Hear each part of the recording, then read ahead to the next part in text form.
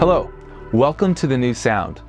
Today we'll explore creating rock drum grooves and how these grooves relate to the music we make. Most common rock drum grooves involve the bass drum on beats 1 and 3 and the snare drum on beats 2 and 4. This snare drum pattern is often referred to as the backbeat. However, keep in mind that many unique rhythms often emerge when we venture just a little bit outside this common pattern. These variations are what help many drummers and producers create unique drum grooves. Let's explore some ways you can make a rock beat uniquely yours. By adding more kick or snare hits, you can increase the energy and complexity of your beat.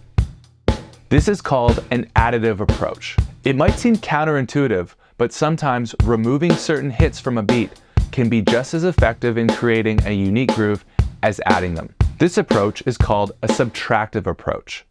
Another thing you can do to create unique rock grooves is change the hi-hat or ride cymbal patterns.